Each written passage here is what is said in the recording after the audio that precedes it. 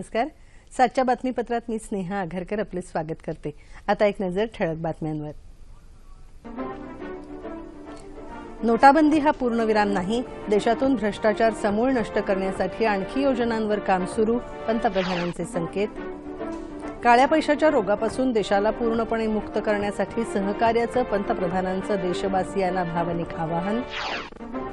शेतकऱ्यांवर कुठलाही कर नाही. नोटाबंदीच्या निर्णयामुळे शेतकऱ्यांनी घाबरून जाण्याचं कारण नाही. पंतप्रधानांचं पुण्यातल्या कार्यक्रमात प्रतिपादन. तातडीच्या उपचारासाठी रुग्णांकडून चेक स्वीकारण्याचे राज्य सरकारचे सर्व खासगी रुग्णालयाला निर्देश. बँक आणि एटीएम केंद्रासमोर आजही लोकांच्या लांबच लांब रांगा. 500 रुपयांच्या नव्या नोटा आजपासून प्रमुख शहरांमध्ये चलनात. बँकांमध्ये पुरेशी रोख उपलब्ध असून नागरिकांनी पैसे साठवून ठेवण्यासाठी वारंवार बँकांमध्ये जाण्याची गरज नाही. Reserve bank. ऊस शेतीसाठी सूक्ष्म सिंचनाला प्राधान्य द्यावं. पंतप्रधानांचं पुण्यातल्या ऊस मूल्य परिषदेत मार्गदर्शन. गोल्फमध्ये भारताच्या अदिती अशोकने रचला इतिहास. महिलांमध्ये युरोपीय स्पर्धा जिंकणारी अदिती पहिली भारतीय. आणि भारत आणि इंग्लंड यांच्यात राजकोट इथे झालेला क्रिकेट कसोटी सामना अनिर्णित. नमस्कार. बातम्या विस्ताराने. 500 आणि 1000च्या नोटा रद्द केल्याच्या निर्णयानंतर आज पुन्हा एकदा पंतप्रधान नरेंद्र मोदी यांनी गोव्यासह बेळगाव आणि पुण्यात काळ्या पैशाला रोखण्यासाठीचा हा उपाय नक्कीच यशस्वी होईल असा विश्वास व्यक्त केला. हा लढा अधिक तीव्र करण्याचे संकेत देतानाच त्यांनी सामान्य जनतेला सहकार्याचं आवाहन केलं. भ्रष्टाचार आणि काळ्या पैशाच्या विरोधात देशाने सरकार निवडलं आहे. जनतेच्या या अपेक्षांची पूर्तता करण्यासाठी नोटा रद्द करण्याचा घेतलेला कठोर निर्णय नक्कीच यशस्वी ठरेल असा विश्वास पंतप्रधान नरेंद्र मोदी यांनी व्यक्त केला आहे. ऐसी सरकार देश ने चुनी है जिसके पास से देश की अपेक्षा है. आप मुझे बताइए भाइयों बहनों, 2014 में आपने वोट दिया था, भ्रष्टाचार के खिलाफ दिया था कि नहीं दिया था? आप मुझे बताइए, आपने एक काम करने के लिए मुझे कहा था कि नहीं कहा था? काले धन के खिलाफ काम करने के लिए आपने मुझे कहा था कि नहीं कहा था? आपने मुझे कहा था तो मुझे करना चाहिए कि नहीं करना चाहिए? सत्ता टिकावी म्हणून भ्रष्टाचाराशी कोणत्याही परिस्थितीत तडजोड करणार नाही असं सांगत काळ्या पैशाविरोधातली लढाई अधिक तीव्र करणार असल्याचं त्यांनी सांगितलं. देशातल्या प्रामाणिक लोकांच्या भरवशावरच ही लढाई सुरू केली असून नोटाबंदीचा निर्णय म्हणजे पूर्णविराम नसून सुरुवात आहे असं त्यांनी नमूद केलं. जो भी बेनामी संपत्ति होगी, दूसरे के नाम की संपत्ति होगी, हम कानूनन अब उस पर हमला बोलने वाले. ये संपत्ति देश की है, ये संपत्ति देश के गरीब की है और मेरी सरकार सिर्फ और सिर्फ देश में से गरीबों की मदद करना मेरा कर्तव्य मानती है और मैं उसको करके रहूंगा. हे काम यशस्वी करण्यासाठी सामान्य नागरिकांचं सहकार्य मोलाचं ठरत आहे असं सांगतानाच ज्यांना राजकारण करायचं आहे त्यांनी खुशाल करावं असे ते म्हणाले. सामान्य माणसाच्या कष्टाचा एकही पैसा वाया जाणार नाही अशी हमी मोदी यांनी दिली आहे. इस निर्णय से तकलीफ होगी, असुविधा होगी, कठिनाइयां होगी, ये मैंने पहले दिन कहा है. लेकिन भाइयों बहनों, मैं आज देश के उन करोड़ों लोगों के सामने सर झुकाता हूं कि सिनेमा के थिएटर पर लाइन लगाते हैं ना, वहां भी झगड़ा हो जाता है. मैं देख रहा हूं पिछले 4 दिन से हजारों लोग पैसों के लिए कतार खड़ा के लगे हैं, लेकिन हर एक के मुंह से एक ही आवाज आ रही है कि ठीक है, मुसीबत हो रही है, तकलीफ हो रही है, पैर दुख रहे हैं, लेकिन देश का भला हो. 30 डिसेंबरपर्यंत वेळ द्या. त्यानंतर हा निर्णय चुकीचा होता हे सप्रमाण सिद्ध झालं तर देश जी शिक्षा देईल ती भोगायला तयार आहे असं भावनिक आवाहन पंतप्रधानांनी केलं आहे. मैंने सिर्फ देश से 50 दिन मांगे हैं, 50 दिन। 30 दिसंबर तक मुझे मौका दीजिए मेरे भाइयों बहनों। अगर 30 दिसंबर के बाद कोई मेरी कमी रह जाए, कोई मेरी गलती निकल जाए, कोई मेरा गलत इरादा निकल जाए, आप जिस चौराहे में मुझे खड़ा करेंगे, मैं खड़ा होकर के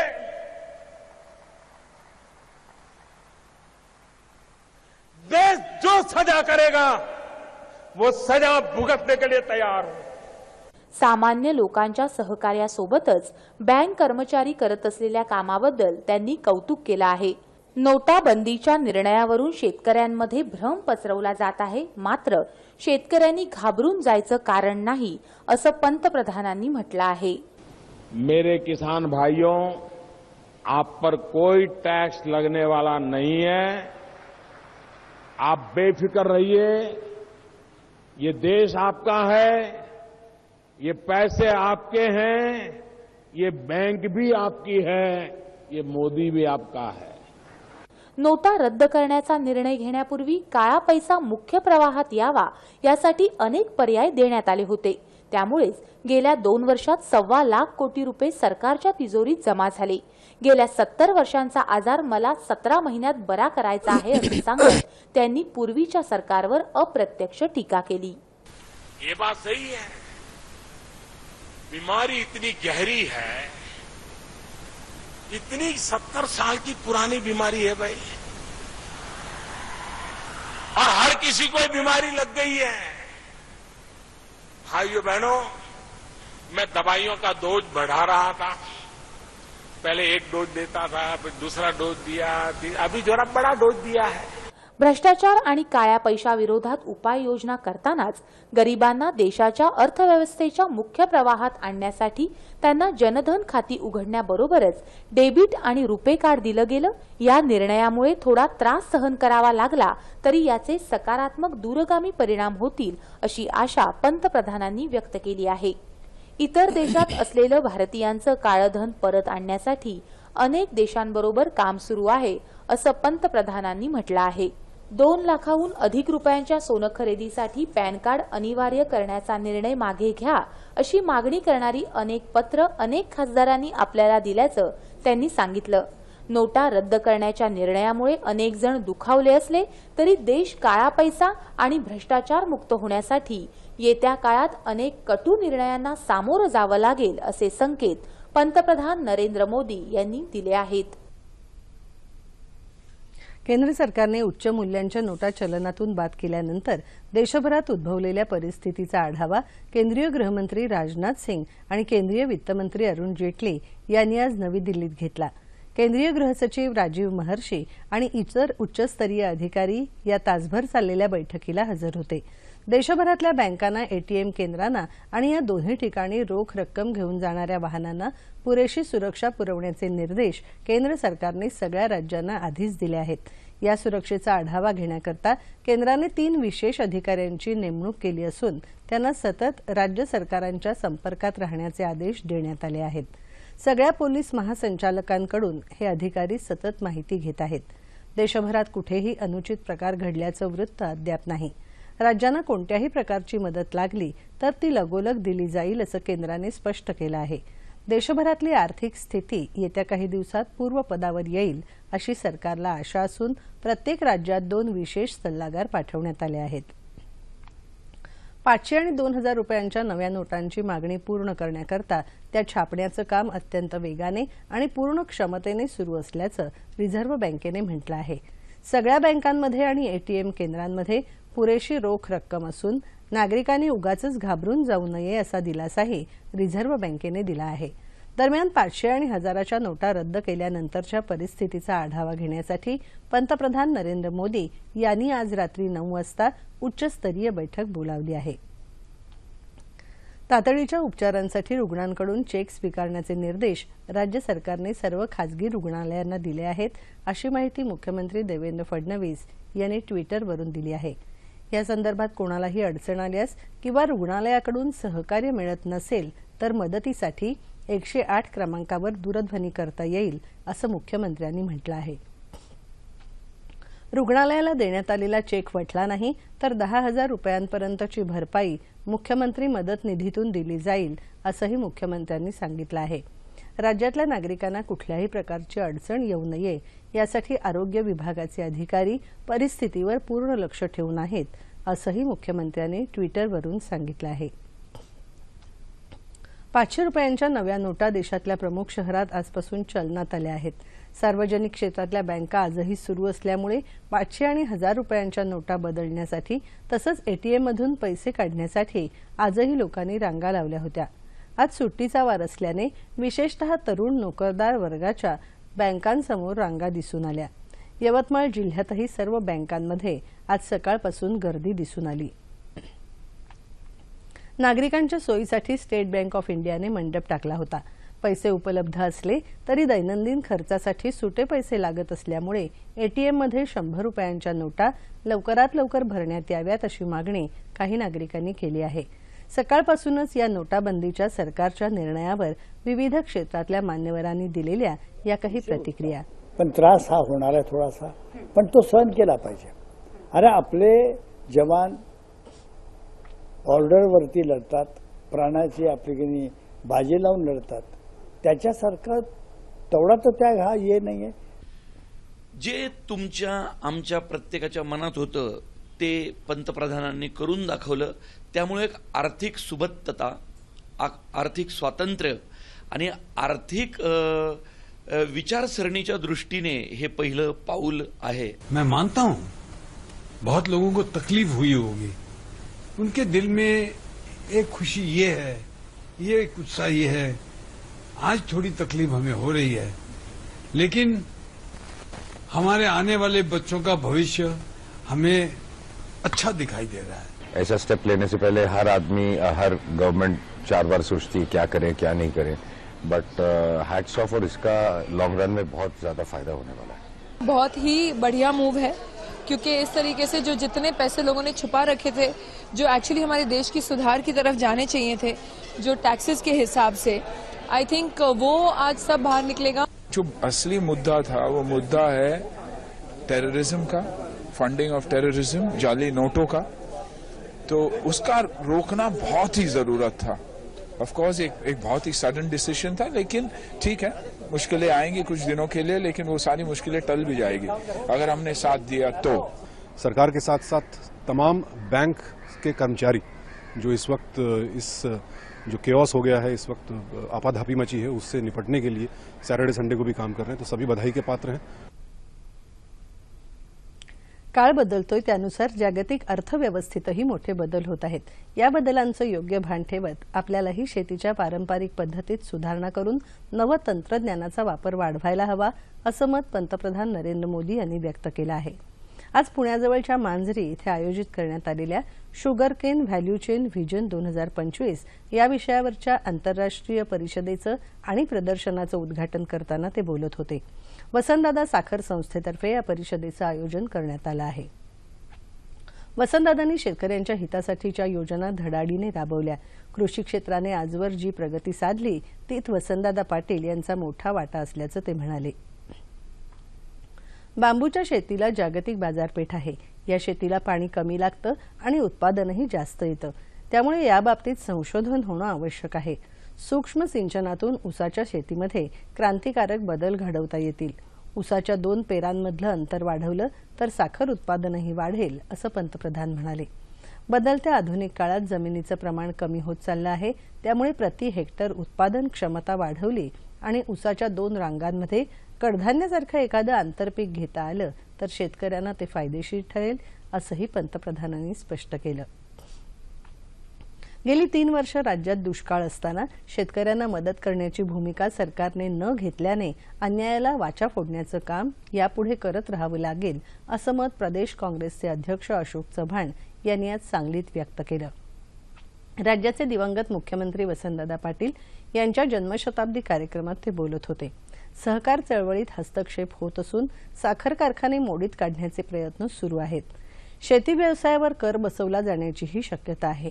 शेतमालाला योग्य भाव मिळणं अवघड झालं आहे. म्हणूनच शेतकऱ्याला जगवण्यासाठी विशेष दिशेने प्रयत्न करायला हवेत असं ते म्हणाले. उच्च मूल्याच्या चलनी नोटा रद्द करून काळ्या पैशाला आळा घालता येणार नाही. सहकारी संस्था बंद केल्यास काळा पैसा आणखी वाढेल, असं माजी केंद्रीय गृहमंत्री आणि कार्यक्रमाचे अध्यक्ष शिवराज पाटील यांनी यावेळी सांगितलं. विधानभवनातही माजी मुख्यमंत्री वसंतदादा पाटील यांना त्यांच्या जयंतीनिमित्त आदरांजली वाहण्यात आली. विधान परिषद सदस्य अॅडव्होकेट हुस्नबानू खलिफे यांनी पाटील यांच्या प्रतिमेला पुष्पहार अर्पण करून अभिवादन केलं. यावेळी विधानमंडळाचे सचिव डॉक्टर अनंत कळसे आणि इतर अधिकारी उपस्थित होते. गोव्यातल्या मोपा आंतरराष्ट्रीय विमानतळासाठी आणि टुईम इलेक्ट्रॉनिक उत्पादन क्लस्टरचा कोनशिला समारंभ आज पंतप्रधान नरेंद्र मोदी यांच्या उपस्थितीत झाला.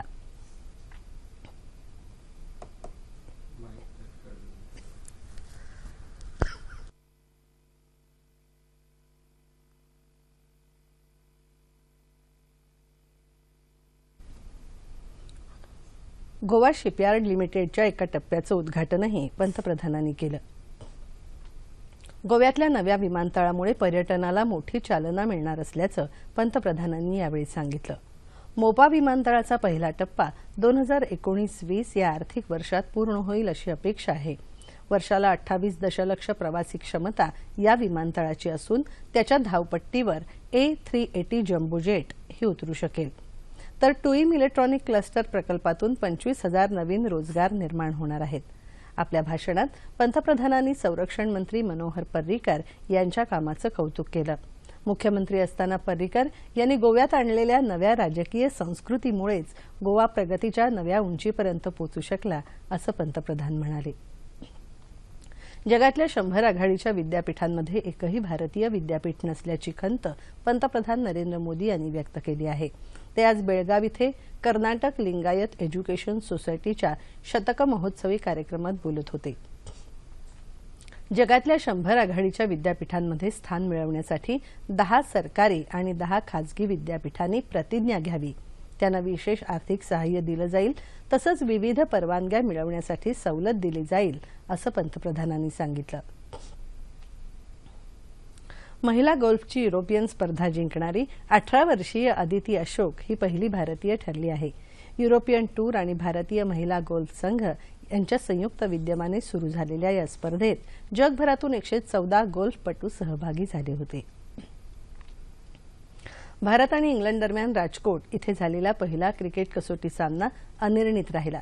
सामन्यात आज अखेरच्या दिवशी इंग्लंडने 3 बाद 260 धावांवर घोषित केला. भारतासमोर विजयासाठी 310 धावांचं लक्ष्य होतं. मात्र दुसऱ्या डावात भारताची सुरुवात डळमळीत झाली. गौतम गंभीर शून्यावर बाद झाला. इंग्लंडच्या गोलंदाजीपुढे भारतीय फलंदाज तग धरू शकले नाहीत. कर्णधार विराट कोहलीच्या नाबाद 49 धावा आणि रवींद्र जडेजाच्या नाबाद 32 धावांमुळे भारत दिवस अखेर 6 बाद 172 धावसंख्येवर पोहोचला. इंग्लंडच्या मोईन अलीला सामनावीर पुरस्काराने गौरवण्यात आलं. न्यूझीलंडमध्ये आज 7.4 रिश्टर स्केल इतक्या तीव्रतेचा भूकंप झाला. ख्राइस्टचर्चपासून 90 किलोमीटर अंतरावर भूकंपाचं केंद्र होतं. जीवितहानीचं वृत्त नसून त्सुनामीचाही इशारा देण्यात आलेला नाही. मात्र भूकंपाची तीव्रता लक्षात घेता नागरिकांनी सावधानता बाळगावी असं आवाहन न्यूझीलंडच्या सरकारनं केलं आहे. हवामान. गेल्या 24 तासात राज्यभरातल्या बहुतांश भागात तापमानात किंचित वाढ झाली आहे. येत्या 2 ते 3 दिवसात कोकण, मध्य महाराष्ट्र आणि मराठवाड्यात तापमानात 2 ते 3 अंश सेल्सिअस वाढ होण्याची शक्यता हवामान विभागानं वर्तवली आहे. राज्याच्या उर्वरित भागात हवामान कोरडं राहील. तापमान अंश सेल्सिअसमध्ये. मुंबई 34 आणि 19, नागपूर 30 आणि 12, पुणे 30 आणि 11, औरंगाबाद 29 आणि 13, नाशिक 29 आणि 10, कोल्हापूर 30 आणि 16, रत्नागिरी 35 आणि 18, सोलापूर 32 आणि 15 आणि अमरावती 29 आणि 13 अंश सेल्सिअस. ठळक बातम्या पुन्हा एकदा. नोटाबंदी हा पूर्णविराम नाही. देशातून भ्रष्टाचार समूळ नष्ट करण्यासाठी आणखी योजनांवर काम सुरू. पंतप्रधानांचे संकेत. काळ्या पैशाच्या रोगापासून देशाला पूर्णपणे मुक्त करण्यासाठी सहकार्य, पंतप्रधानांचं देशवासियांना भावनिक आवाहन. शेतकऱ्यांवर कुठलाही कर नाही, नोटाबंदीच्या निर्णयामुळे शेतकऱ्यांनी घाबरून जाण्याचं कारण नाही, पंतप्रधानांचं पुण्यातल्या कार्यक्रमात प्रतिपादन. तातडीच्या उपचारासाठी रुग्णांकडून चेक स्वीकारण्याचे राज्य सरकारचे सर्व खासगी रुग्णालयांना निर्देश. बँक आणि एटीएम केंद्रासमोर आजही लोकांच्या लांबच लांब रांगा. 500 रुपयांच्या नव्या नोटा आजपासून प्रमुख शहरांमध्ये चलनात. बँकांमध्ये पुरेशी रोख उपलब्ध असून नागरिकांनी पैसे साठवून ठेवण्यासाठी वारंवार बँकांमध्ये जाण्याची गरज नाही, रिझर्व्ह बँक. ऊस शेतीसाठी सूक्ष्म सिंचनाला प्राधान्य द्यावं, पंतप्रधानांचं पुण्यातल्या ऊस मूल्य परिषदेत मार्गदर्शन. गोल्फमध्ये भारताच्या अदिती अशोकने रचला इतिहास. महिलांमध्ये युरोपीय स्पर्धा जिंकणारी अदिती पहिली भारतीय. आणि भारत आणि इंग्लंड यांच्यात राजकोट इथे झालेला क्रिकेट कसोटी सामना अनिर्णित. याबरोबरच हे बातमीपत्र संपलं. जपानचा 3 दिवसांचा दौरा आटोपून पंतप्रधान नरेंद्र मोदी काल मायदेशी परतले. काळ्या पैशाविरोधातली मोहीम अधिक कडक करण्याचं सूतोवाच त्यांनी या दौऱ्यात केलं. आज बेळगाव, गोवा आणि पुणे दौऱ्यातही पंतप्रधान मोदी यांनी काळ्या पैशाविरोधातली त्यांची भूमिका स्पष्ट केली. या पार्श्वभूमीवर काळ्या पैशाविरोधातल्या निर्णयांबाबत अधिक चर्चा करण्यासाठी ज्येष्ठ पत्रकार विद्याविलास पाठक यांना आज 9:30च्या बातमीपत्रात निमंत्रित केलं आहे. तेव्हा पुन्हा भेटूया पुढील बातमीपत्रात आपल्या सह्याद्री वाहिनीवर. नमस्कार.